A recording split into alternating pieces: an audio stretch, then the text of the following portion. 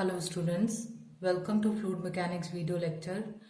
आज का टॉपिक है total pressure and centre of pressure. हमने पिछले टॉपिक में किसी वर्टिकली सबमर्ज सरफेस के लिए टोटल प्रेशर कैलकुलेट करा था और सेंटर ऑफ प्रेशर का फॉर्मूला निकाला था। तो आज कुछ एग्जांपल देखेंगे कि अगर वर्टिकल सरफेस पानी में डूबी हुई हो या किसी अन्य फ्लूइड में डूबी हुई हो तो उसमें सेंटर ऑफ प्रेशर कैसे कैलकुलेट करते हैं और उस पे कितना टोटल प्रेशर एक्ट करता है। तो ये एक टेबल है जिसमें कुछ वर्टिकल सरफेसेस, कुछ सरफेसेस दे रखी हैं, प्लेन सरफेसेस, जो अगर वर्टिकली डूबी हुई हो तो कैसे कैलकुलेशन करेंगे। तो सबसे पहला प्लेन फिगर है, दैट इज रेक्टेंगल, आयत जिसको कहते हैं। तो आयत की लंबाई दे रखी है, हमने आयत की लेंथ जो है वो d बाय बी, आयत की डायमेंशंस d बाय बी ले रखी है। तो इसके लिए h बार की वैल्यू हो जाएगी h बार, यानी इसका सेंटर ऑफ ग्रेविटी, इस रेक्टेंगल का सेंटर ऑफ ग्रेविटी इसके बेस से कितना हो जाएगा, d बाय 2, बिल्कुल मिड में होता है।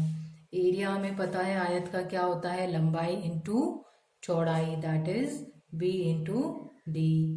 एंड नेक्स्ट थिंग जो इम्पोर्टेंट है, that is movement of inertia about an axis through C G. इसके सेंटर ऑफ ग्रेविटी से अगर कोई एक्सेस पास हो तो उसके अबाउट उसका आघूर्ण कितना होगा, तो that is B D cube by 12, जिसको कि आई जी से डिनोट करते हैं। तो ये सारी सरफेसेस के लिए एच बार, एरिया और आई जी की वैल्यूज हमने दे रखी है। दूसरा हमारा फिगर है, दैट इज ट्रायंगल। ट्रायंगल में एच बार की वैल्यू हो जाएगी h by 3, where h is the height of that triangle. Area हो जाएगा इसका 1/2 इंटू बी इंटू एच, और moment of inertia about an axis through C G, that is I G, वो हो जाएगा इसका बी एच क्यूब बाय 36, जहां पर b जो है वो इसकी बेस की विड्थ हो जाएगी। नेक्स्ट है सर्कल दे रखा है जिसकी डायमीटर हमें दे रखी है d, तो इसका h बार हो जाएगा d बाय 2 पे प्रेजेंट। इसका एरिया हमें पता है कि पाई बाय 4 डी स्क्वायर होगा, और इसका जो है मोमेंट ऑफ इनर्शिया वो हो जाएगा I G, that is pi by 64 D to the power 4। Next है डायग्राम, दैट इज ट्रेपेजियम, ठीक है। इसका एच बार जो है वो 2a plus B upon a plus B H by 3 पे प्रेजेंट होगा। इसका एरिया जो है वो 1/2 इंटू दोनों भुजाओं का योग, दोनों भुजाएं कितनी है a प्लस बी, दोनों ये जो इसकी पैरेलल साइड्स है इनका सम, प्लस इंटू एच, ठीक है। और इसके लिए आई जी का फॉर्मूला दिया है इसने, a square plus 4ab plus B square upon 36a plus B into H cube.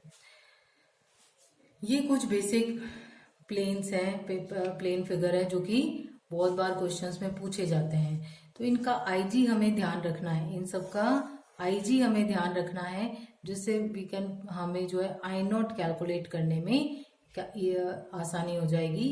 I not हम कैसे निकालेंगे, पैरेलल एक्सिस थ्योरम से निकालेंगे, जिसमें आई नॉट हो जाएगा I ji plus A H बार का होल स्क्वायर।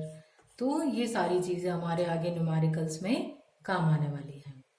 अब एक न्यूमेरिकल देखते हैं, वर्टिकल सरफेस सबमर्ज अगर हो तो, वर्टिकली ये अगर सबमर्ज हो तो पहला न्यूमेरिकल है कि determine the total pressure and depth of centre of pressure on a plane rectangular surface, ठीक है। कोई रेक्टेंगल जो है वो पानी में डूबा हुआ है, 1 मीटर वाइड है, 3 मीटर डीप है, when its upper edge is horizontal and coincides with water surface and 2 metre below the free water surface.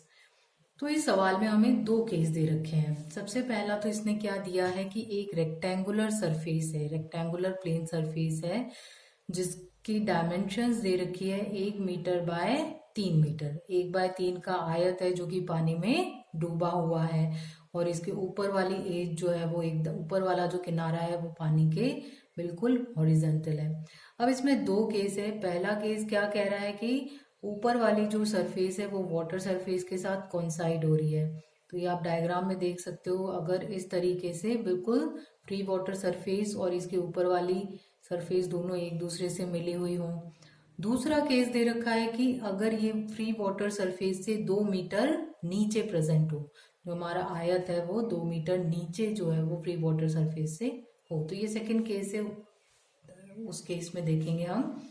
तो पहला जो केस है उसके लिए कैलकुलेशन करते हैं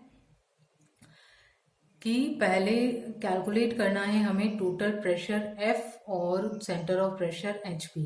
तो टोटल प्रेशर कैसे कैलकुलेट करेंगे? टोटल प्रेशर कैलकुलेट करने के लिए फॉर्मूला हमारे पास क्या है? Small w A h bar. Small w specific weight, A area of that surface, h बार उसके CG की डिस्टेंस। तो हमने जब वर्टिकल सरफेस के सबमर्ज में फॉर्मूला निकाला था तो हमने बताया था कि G के नीचे जो है वो सेंटर ऑफ प्रेशर, CG के नीचे हमेशा सेंटर ऑफ प्रेशर प्रेजेंट होगा। तो you can see in this diagram G की फ्री वाटर सरफेस से दूरी हमने h बार से शो करी है, और ये जो इसका सेंटर ऑफ प्रेशर है इसकी दूरी हमने HP से शो करी है। HP सेंटर ऑफ प्रेशर की दूरी।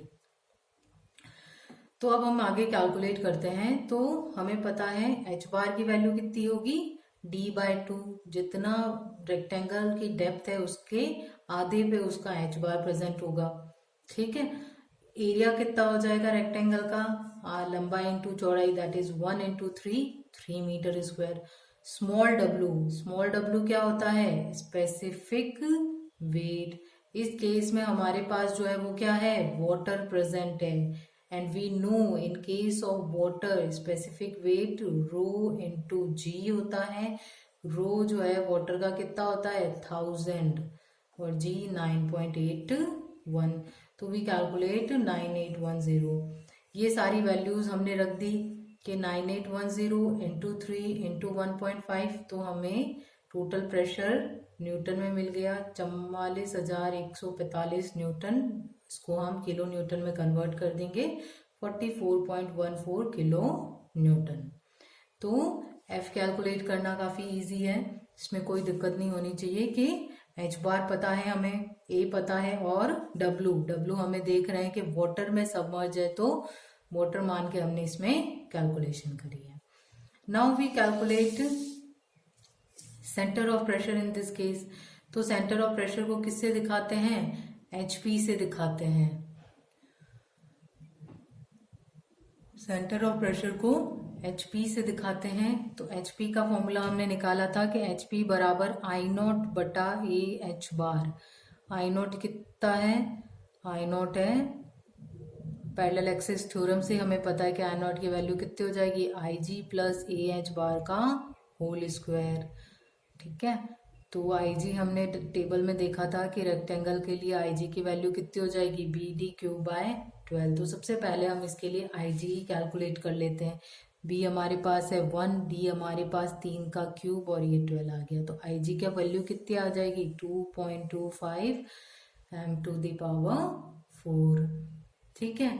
प्लस AH बार, एरिया हमें पता ही है, हमने पहले कैलकुलेट कर रखा है, दैट इज 1 इंटू